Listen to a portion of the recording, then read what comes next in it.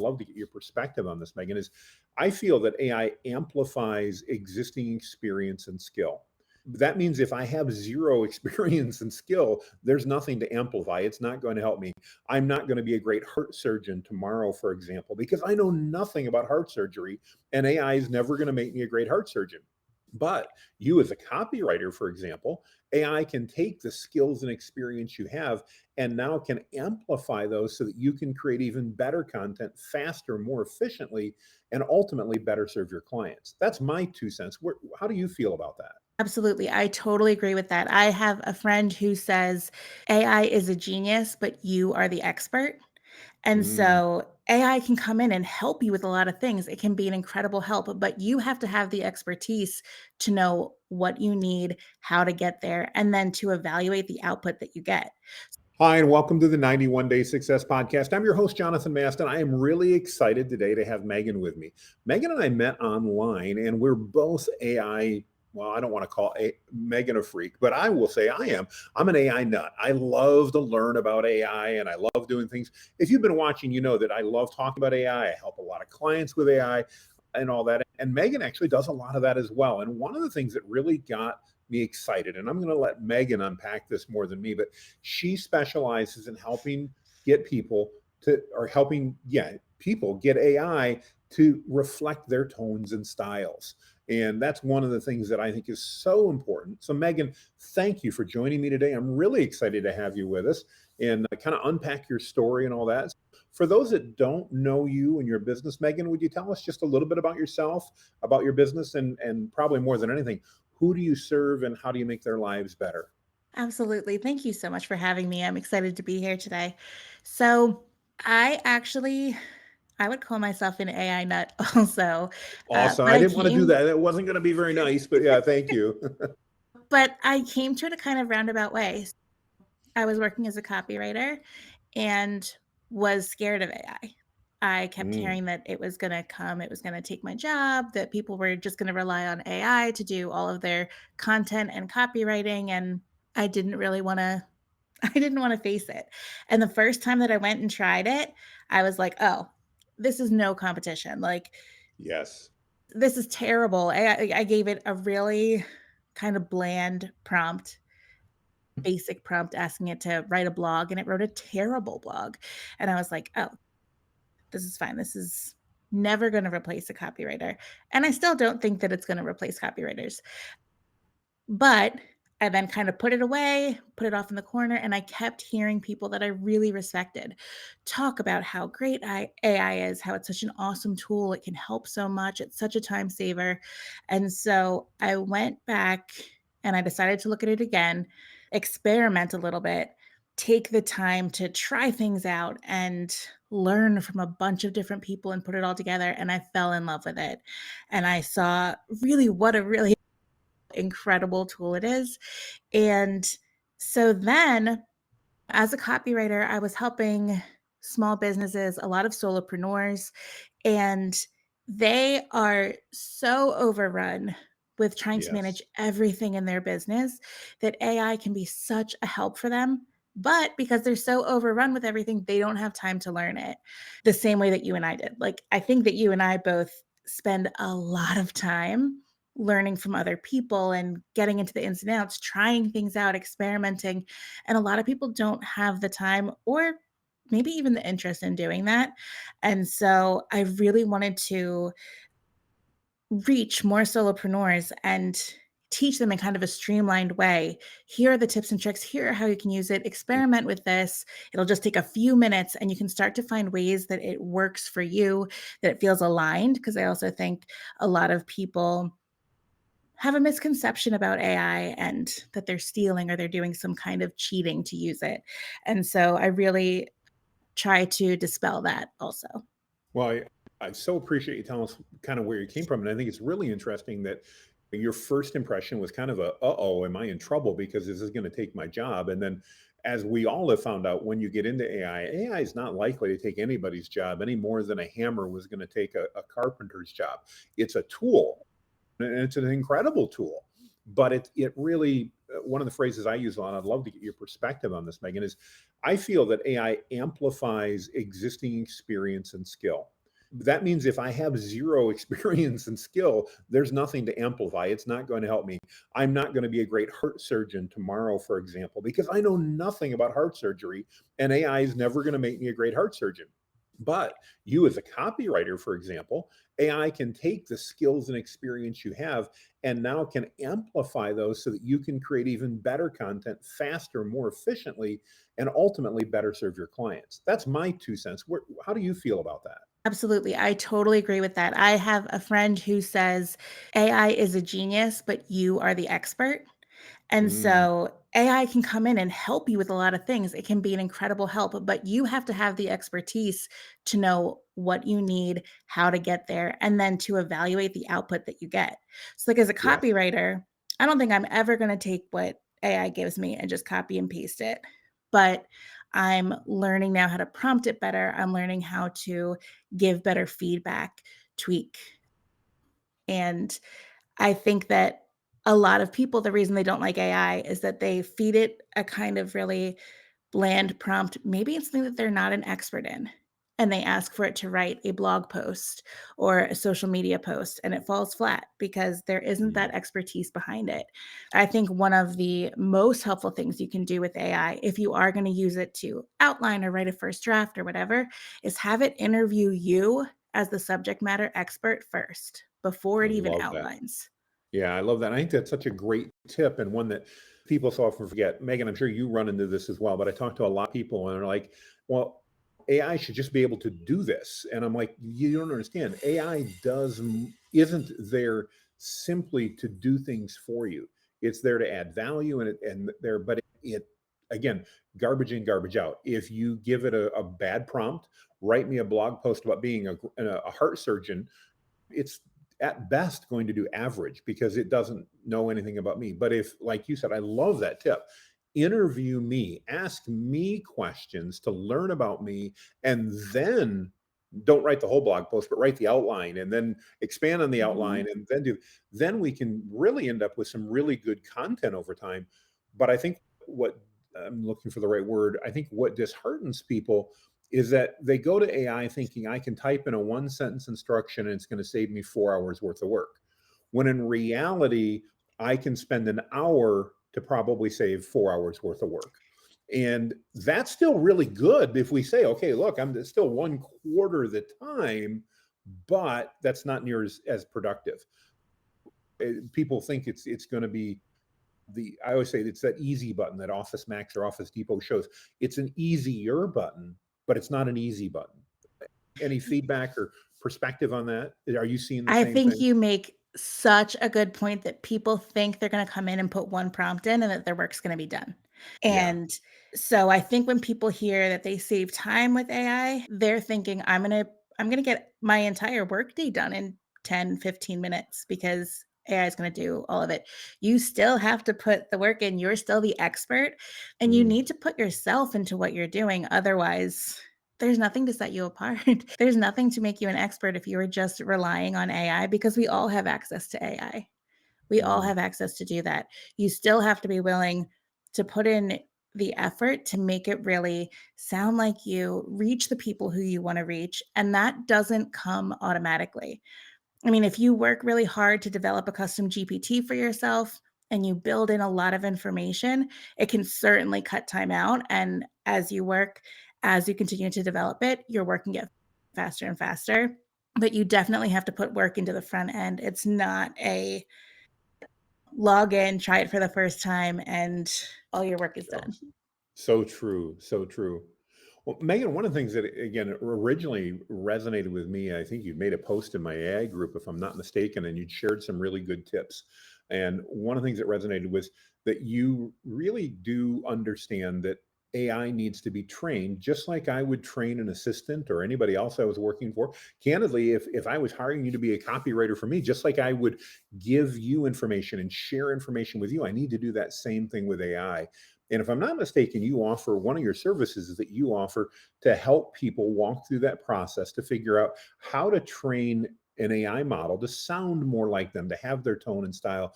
Can you talk a little bit? I'm not going to ask you to give away all the things you do, but can you talk to us a little bit about how does that process work, and what, probably more importantly, what can a user expect out of AI after they train it with that data? So, my favorite way, this comes from copywriting. When you come on as a new copywriter for somebody, you're going to go back.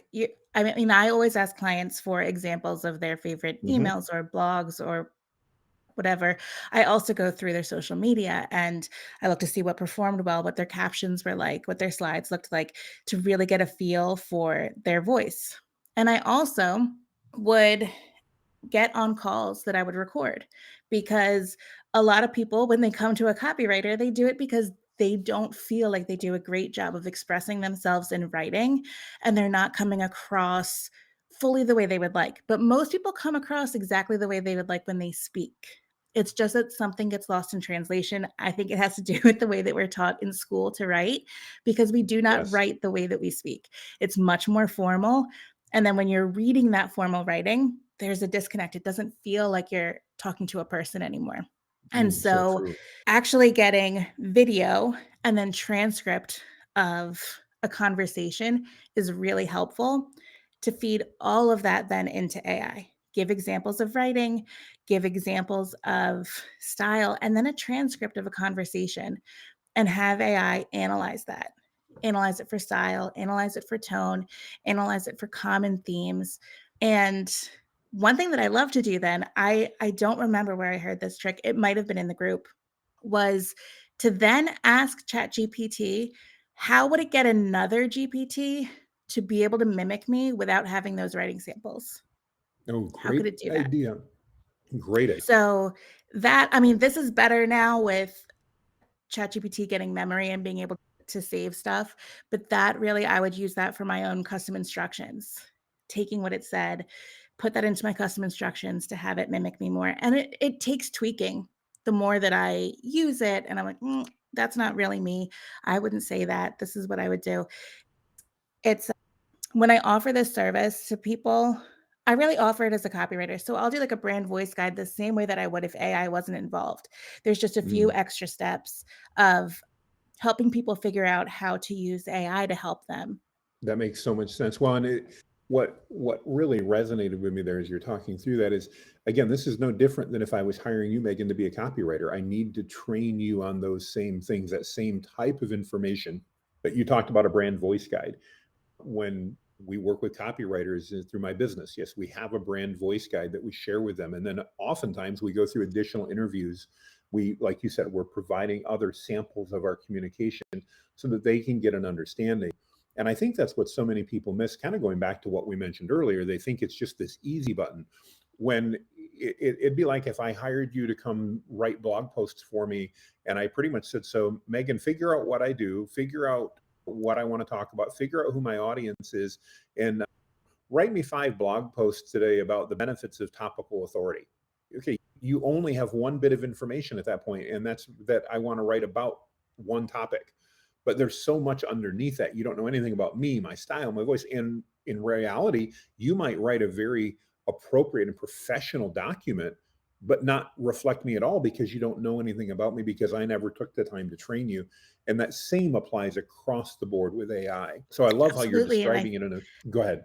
I think that one of the only differences there is that when you hire a copywriter, might not say, I need you to train me, but they'll say, can I have a few samples? Can we do this? Can we have a Yes. call? Can I record the call? And they're doing work on the back end that you might not realize they're doing. They're also doing market research, and they're saying, okay, so Jonathan's writing for whom? Who's going to be taking Mm, this in? What are they worried about? What do they want to see? What are they Googling? What do they want? So there's the two parts of like real heavy copywriter research that don't even have to do with the topic. And that is the voice of the person that they're writing for, and then getting into the mind of the person who they're writing for, like who's going to be reading it.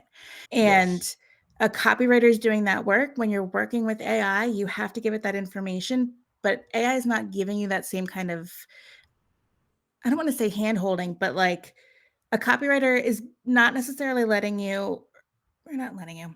Hang on, let me start over. A copywriter isn't necessarily like saying, train me, give me this and this. It's just kind of part of the process, the onboarding. We do this, it kind of Correct. happens seamlessly. You may not even notice it. So when you turn to use AI, you are likely not sure exactly what to give it, how to train it, what to do.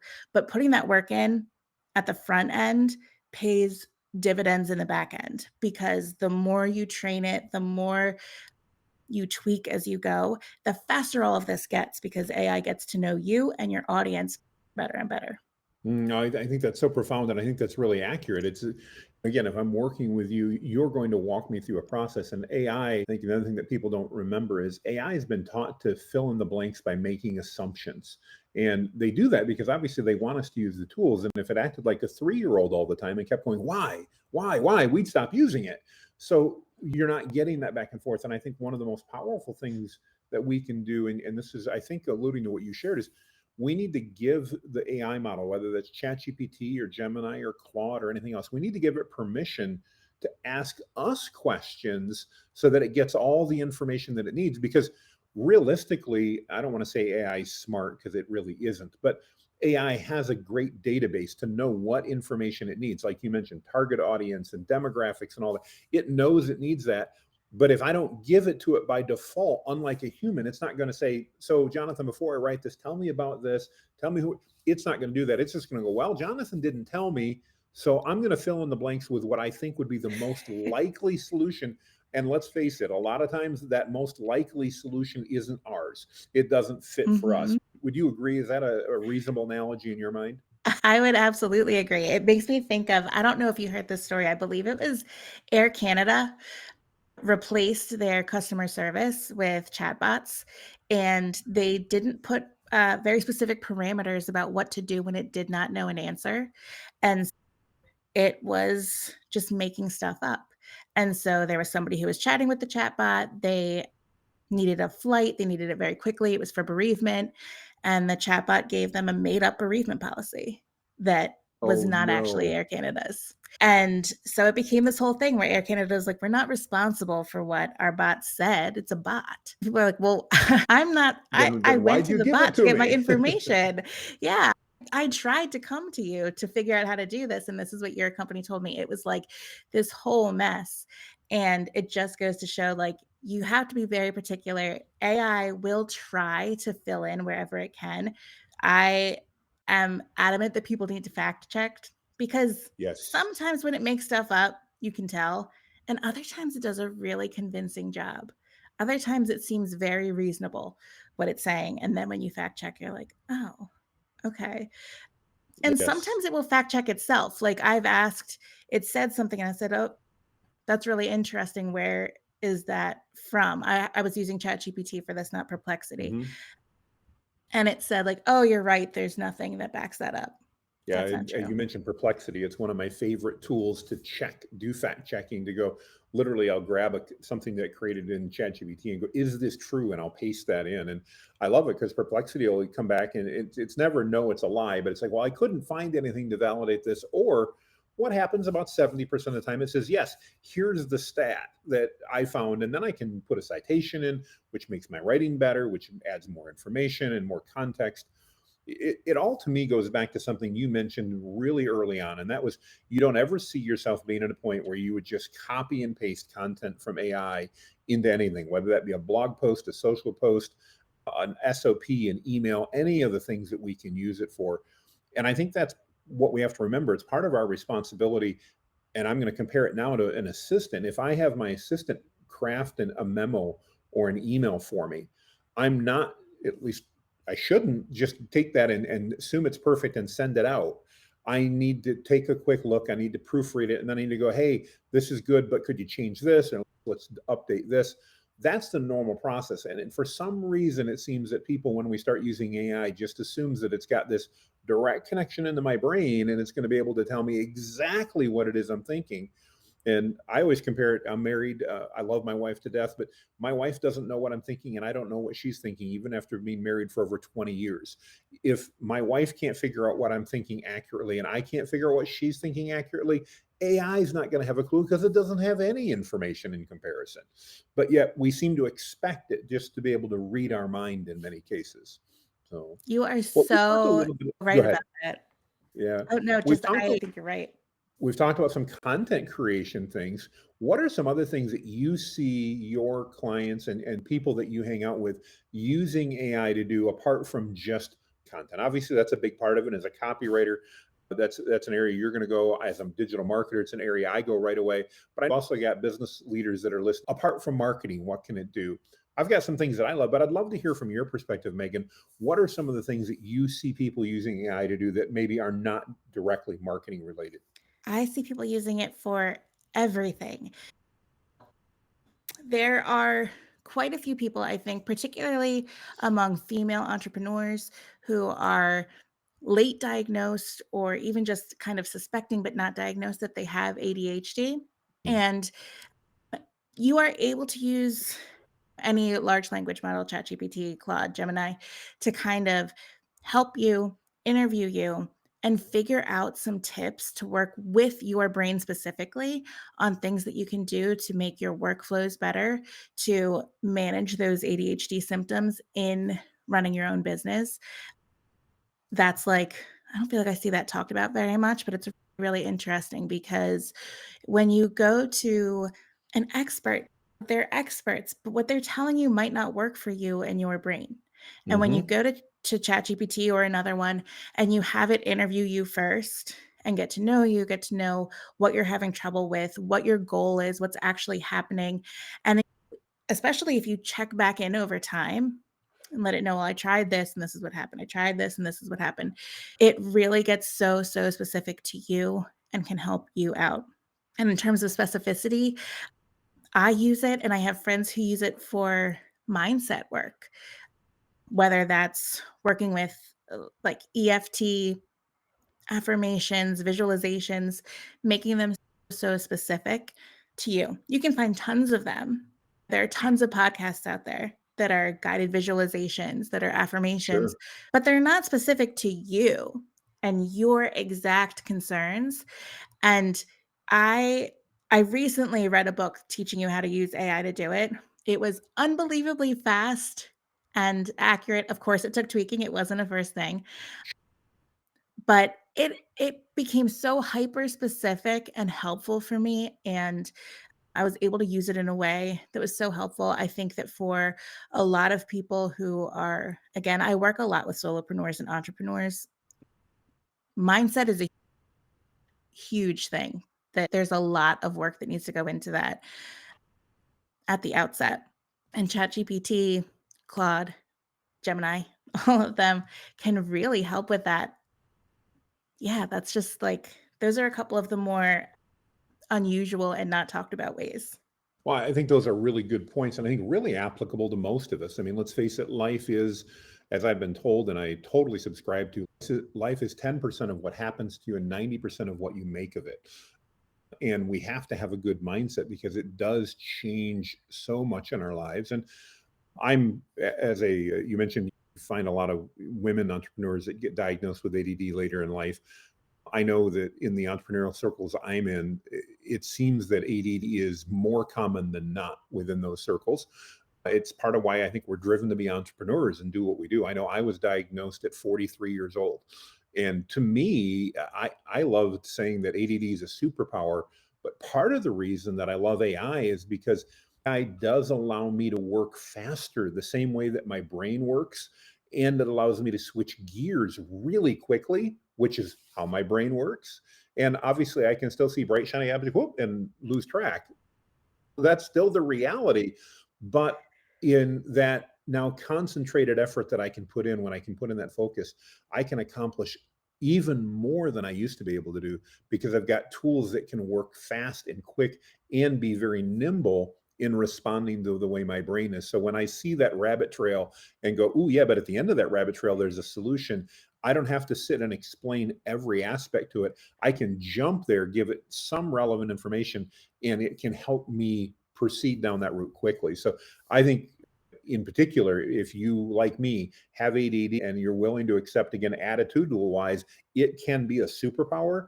AI can help you amplify that superpower even more. I see some Absolutely, and big I nods. even So find yeah, I even find, like, if I'm sitting down to do something, but I can feel that my brain is 8,000 other places, if I take 2 minutes to go into ChatGPT and say, "Look, I'm working on something that's really important, I know I need to work on this, but these are all the things that I'm thinking about," and then I just brain dump and said I don't even have to really ask it to do anything, it will come back with a prioritized list, how to spend my time, what a how to divide great up my time, idea. and it just, like, it quiets the noise a little bit because I'm like, "Okay, now that's sorted. It's figured out. It took 2 minutes." And it lets me get back to what I was working on. I love that idea. And it reminds me, I I run into that, and I've heard it described as part of what is a difficulty in having ADD is that sometimes when we don't know what to do next, it seems like we're standing in front of this massive cliff, not to go off of, but at the bottom of that cliff, and we're looking up and we're going, I don't know how to scale this. I just don't even know where to start. And what you're describing to me really resonates because it's like, okay, I was there yesterday. I just got done with a week and a half of speaking out of town. I had just got back home. My brain, of course, I'd gotten everything urgent done, but I had lots of non-urgent stuff. And I've got this pile of things in my brain and on my task list to do. And I'm in the morning, I'm kind of sitting here. My wife's like, "What's wrong?" And I'm like, "Nothing's wrong, but I don't know where to start." I literally didn't know where to start. And you're right, by taking AI at that point and going, okay, here's all of the things on my list. Here's the couple things I have to get done right away, and I need to focus. Now I've got it written down. And ironically, I did something similar about 10 in the morning yesterday after 2 hours of fretting, for what it's worth. And what happened then is the rest of my day was so productive because of the fact that mentally at that point I go, okay, I now have a plan to deal with all of these things. It's not this instant, I'm not looking up at the cliff and going, oh my gosh, I'm never going to figure out how to scale this. Now all of a sudden I had a plan, and it was kind of like that. How do you eat an elephant? You do it one bite at a time. And I had that plan. So I love the way you described that. I think that would have even been better, especially had I thought to do that about 8:05 in the morning instead of at 10. So I love that idea. That's fantastic. So Megan, one of the things that I always love asking, especially when I'm talking to other AI experts, is we still have a lot of people. In my mind, we're still very early on in AI adoption. I know some people are like, "Oh, I missed it. It's been around for a year or more." I still think we're so early in the adoption. So many people have, even kind of like you mentioned, maybe they tried it once or twice, they didn't like it, they put it off on the shelf, and there's so much opportunity. For someone that's watching today, a business owner, an entrepreneur, a solopreneur, even somebody that's just they're doing their job and they want to advance, what advice would you give them as far as getting started with AI? There's a gazillion tools, there's a gazillion guides. Everybody's trying to sell us their list of prompts that we should use. How would you simplify that if you could distill that down? And I didn't prep you, so I apologize. This is going to be there, but what would you recommend as kind of the first steps for somebody who says, okay, I'm open minded, I want to look at how AI can help me? What should they do to get started in your mind? I think the first thing that they should do is pick one platform that they're gonna commit to kind of experimenting on. Put their effort into that one, and then just sit down and try to imagine that you are texting or typing to a person and not a computer and not this idea of AI that's so Yes. scary. Instead, imagine that you're sitting down, you have a brand new coworker, you just hired a virtual assistant, here it is. And you're sitting down and you want to talk to it and be willing to engage in a conversation. If you give it a prompt and it comes back with something that's so goofy, you can say to it the same way you would if you had a new assistant who gave you something that was totally out of left field and not right. You wouldn't say, all right, you're fired. I'm never going to talk to you again. You would give them feedback first, right? You would give them a chance to make it right. And you can do that with AI. And you don't even have to worry about stepping on anybody's toes or how polite you are or hurting somebody's feelings. You can just say, that is not what I was looking for. I need it to be more like XYZ. Please try again. And you can continue to kind of iterate and make changes. And as you experiment that way, if you don't just take the first output and take that at face value and say, this is all it can do, I think you're going to really quickly see all of the possibilities with AI. And then you're probably more likely to be willing to experiment more, play around more, see what it can do, talk to other people. I would say seek out other people who are on the same path as you, other people who maybe weren't so into AI and now they're learning their way because I think I totally agree. I think we're at the very beginning of Mhm. AI. We're at the very beginning of adoption. And there are a lot of people who are really excited. And you can find people who are coming from a similar background as you, whether that's that you are very techie or you're not techie at all, or you're somewhere in between. You can find other people who are in that same boat who are actively making AI work really well from them. Get to know them, create relationships, and learn from them. Great advice. Great advice. And I want to tell you, I concur entirely. Don't, especially if you're an entrepreneur with ADD like I am, don't get caught by every bright, shiny object because you don't need them. Start with one of the platforms. You mentioned the major ones earlier, and I agree with you. Chat GPT, there's Google Gemini, there's Claude. I will readily admit right now, I'm a huge fan of Perplexity and their paid subscription. And the reason I am, probably I see you nodding, so you may agree with me. The reason I am is that I get access to ChatGPT and Claude and Mistral, all these different models inside it, while I have probably the best internet access available in internet search, because you probably, like me, have run into the fact that Google Gemini sometimes likes to tell you it doesn't have the ability to search web, even though it just did. And the same thing happens with Bing through ChatGPT. Or what I'm seeing happening a lot is that companies, out of fear for having their data stolen, which I don't think is relevant in this case, but they're blocking websites or they're blocking ChatGPT. And therefore, ChatGPT can't, for example, go scrape a news article to help you write a social media post. And yet Perplexity can do all of that and then use the engine of your choice to do that.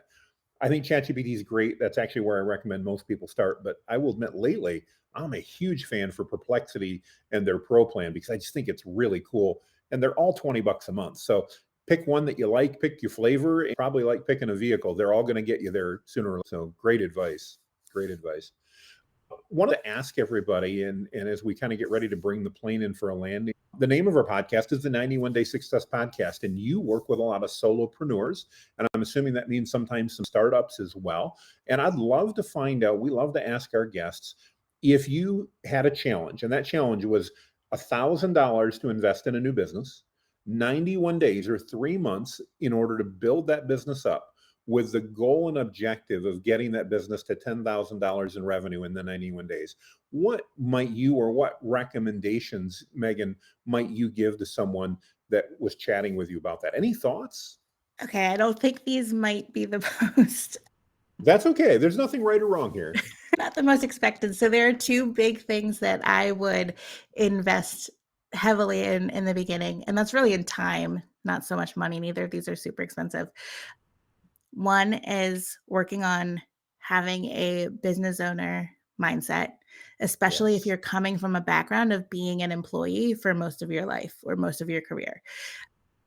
And the other is really investing a lot of time in the beginning with building relationships with your audience and building up that know, like, trust factor with people, engaging, getting to know them, building up an email list. I think a lot of people think, well, I'll make an email list like later when I'm Yes. successful, but an email list is part of that success. So from day one, start thinking about what can you share with your audience on a weekly basis, whatever timeline, and start establishing yourself as a go-to expert or a thought leader and sharing that with your audience that they really get to know, like, and trust you.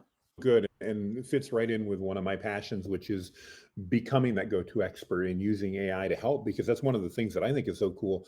AI now can help us with that. It can, I just did a video, and literally I just posted it before we entered the recording studio here. And it was just literally showing people one of the things that I use AI to do regularly. And I've got a webinar coming up. It'll be already done by the time this posts here, but I wanted another version of a social media post that I did yesterday. And so I basically fed it everything I did yesterday, told it how many people signed up based upon that, and said, I need another variation of this. And it allowed me to do what you're doing, which was to build my expertise, which is I'm doing through the webinar, but it allowed me to help promote that. In other words, get me a larger audience, more people. And in the old days, I'll say that a year ago before ChatGPT, if I had done something, maybe I would have got 30 to 40 signups for a webinar. Now I generally average nearly 10 times that. And that both builds my That's email amazing. list, but it also is possible because I have AI to help me do things like not just post one social post about it, but post 4 or 5 and different variations that we know are going to resonate with different people. So I love what you shared there about building that authority, being consistent, answering people's questions. And of course, I'm a huge fan of know, like, and trust because we know that people ultimately buy and work with people that they know, like, and trust. So if you can go out and build that authority, you can build that trust, people are going to reach out to work with you just because they like you. And that's a great thing. Such great value there, Megan. Thank you for sharing that. I love it. So if people are interested, what's the best way for them to reach out to you? I know that your comments are going to resonate with some of our audience and they're going to go, I want to talk to Megan and learn how she can help me. What's the best way for them to reach out to you, Megan? The best place to connect with me is on Instagram. My handle is at it's Megan Coulter. My last name is Coulter. And just send me a DM there. I would love to hear from you. I would love to chat with you. You can also email me, which I'll link all that. But really, Instagram is a great place to actually connect with me one on one. And I would love to. Sounds great. Well, we'll put that up on the video. We'll also put it in the show notes so that everybody can do that. And I want to encourage you, as I've got to know Megan just a little bit. We again just met a few weeks back, but I really have a lot of respect for her skills and her perspective on AI as well. So many people that I run into, and Megan, you've probably seen this as well. They're all about selling you their latest gadget or their latest new app or whatever. And while sometimes that's okay, I love that you're focused on adding value and that you've got such a great perspective to share and help people leverage these tools without necessarily having to buy a whole new toolkit of all new tools all the time. So I really appreciate you for that. I think that you and I are really on the same wavelength of being interested in teaching people how to use AI and not be dependent on other people's prompt packs or what's like that give a man a fish, feed him for a day, teach a man to fish, feed Yes. him forever. I feel like it's that the difference between a prompt pack is giving a man a fish and showing people, teaching people how to use AI so that they become confident and are able to use it and experiment and even just use AI to help them figure out how to take it to the next level. It's so helpful for people. It doesn't leave them dependent. I think it can be really powerful. I couldn't agree with you more. And it's nice to talk to someone that has that same perspective. So that's great. Well, again, Megan, thank you so much. I know you're busy and I appreciate you joining us. For those of you watching, I would love your feedback. Did you like this AI episode? We're starting to do more episodes talking to other AI insiders like Megan. Love to get your feedback. Did you like this? What things would you like more of? And of course, we always appreciate your reviews on all the podcast platforms. And we thank you for hanging out with us. With that, make it a great day, everybody, and we'll see you on the other side.